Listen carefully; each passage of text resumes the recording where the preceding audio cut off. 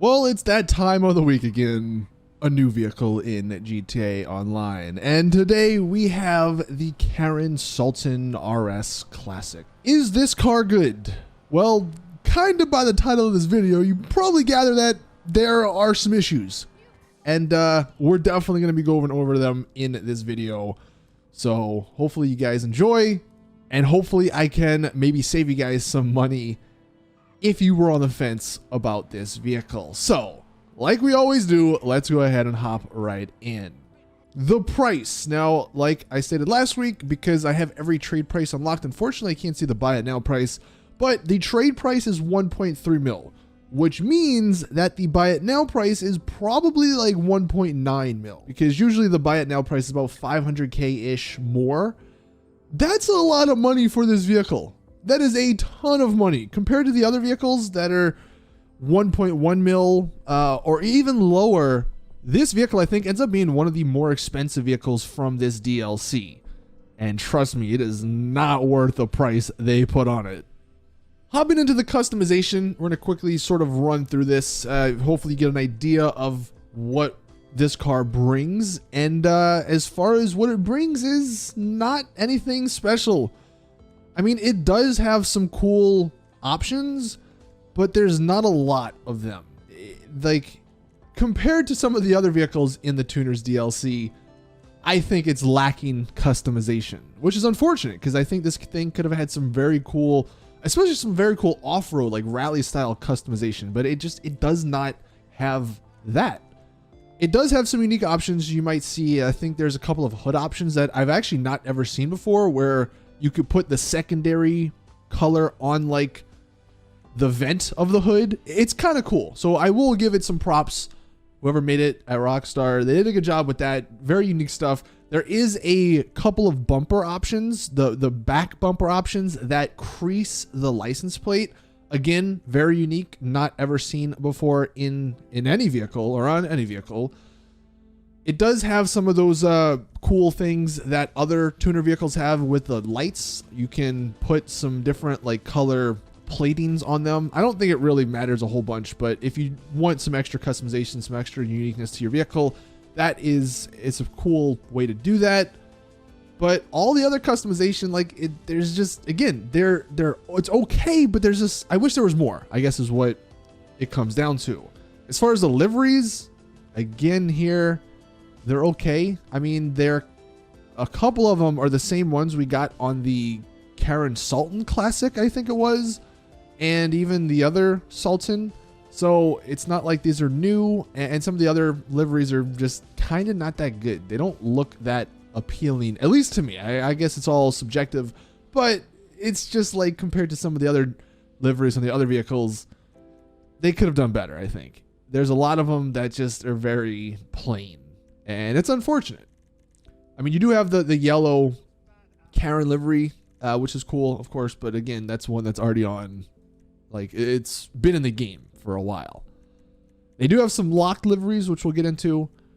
But as far as the customization and everything, I'd say it's okay. It's nothing special. And again, for that very high price tag, I think it's definitely missing some stuff. One thing it can do, if you do lower the suspension all the way, it cambers the vehicle, the rims, whatever, a lot. So, I mean, if you do like vehicles that look like that, it is one of the few vehicles in the game that does this. So, you know, that's, of course, another good feature. But I think the sort of cons outweigh the pros in this category. And customization, I don't think I'm buying this vehicle to really customize it. Now, as far as looks, I mean, I think it does look pretty nice. Like just regular, like the actual car itself. I believe it's based, or the car it's based off of in real life. It's very like well done as far as like the comparison between the IRL version and the GTA version. But apart from that, everything else kind of is lacking. The unreleased liveries. So we have a couple, and again, even these are not that great in my opinion. You can see, I think we have this tribal throwback purple one, which is just like, it's okay looking. We have another one, the Chapal, which is, again, just kind of a plain one. The Atomic Motorsport one is kind of cool. It's got a blue color, so maybe you could do something cool with that with different paint jobs. The dense Motorsport one is probably one of the better ones. It looks terrible here on this green paint job, but I'm sure if you made it with a different paint job, it'd probably look pretty cool. But again, it doesn't like stand out or anything. And then the Karin Performance is literally just the yellow one, but in pink. So yeah, liveries, it's okay. Now it does have some odd things. I think this was an intentional choice from Rockstar to sort of fit the throwback sort of classic theme, but I don't know, it just kind of looks a little tacky to me. The lights are literally just like static images. It's like GTA freaking 3 lights on this vehicle. Like you can kind of see it's just a picture. I mean, obviously they work, but I mean, it's just, I don't know. It looks a little too dated when I'm driving this, especially the fact that you look at the back of the vehicle. So you do see those lights quite often. Now, what's actually kind of cool, when you do stance this vehicle, you can go, or when you camber it, you can stance it an additional amount. So you can see here, I mean, it drops even lower somehow. So that is cool. But as you'll see when we get to the handling, it doesn't really do anything. So it's just for looks only. Like I said, as far as the looks and customization goes, unless you really want a car that just can be cambered crazily, then I think you pass on this vehicle. Getting into that performance, because this is, I think, what most people want to know. We have 4 different types of the same vehicle. The top left is standard, top right is with drift tires, bottom left is standard with the stanced, and then bottom right is drift tires with stanced. And it is kind of a slow car. Top left only hits like 120 something maybe, and not that fast compared to other sports cars, because yes, it is in a sports class. Now the top right, and even though the bottom right, you'll see this thing zooms with drift tires. But as you'll find out, drift tires are not good in this car. So that top speed is only but a number because it's not really that practical. And then the bottom left, stancing it doesn't really, I mean, it increases the speed by like 4 miles an hour. So performance, again, very lacking on this vehicle. Now, as far as handling, driving it on the, the bumpiest road, one of the bumpiest roads in the game, it does bounce a lot. But because you're not going super fast, this is a standard stock car. Like, it's fully upgraded, but it's no drift tires, no stance or anything. Because it doesn't go that fast, it doesn't really lose control that often. So I guess that is good. But if you did want that extra speed from the drift tires, I'd almost say skip it, because this car with drift tires is just not good. I'll play that. This is the car with drift tires. You spin out of control so often.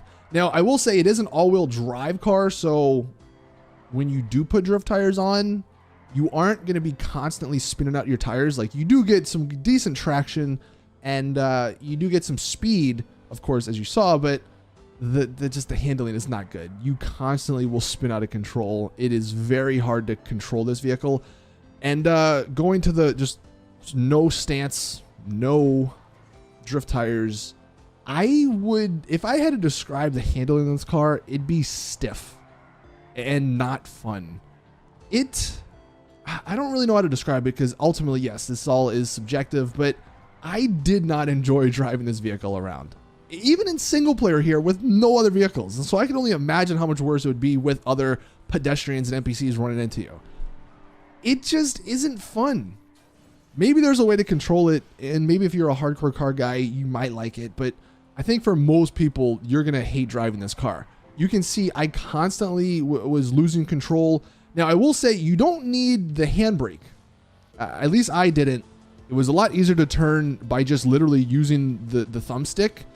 But occasionally you will lose control and you spin out. And it's just, I don't know. It was just very difficult to use in the city here.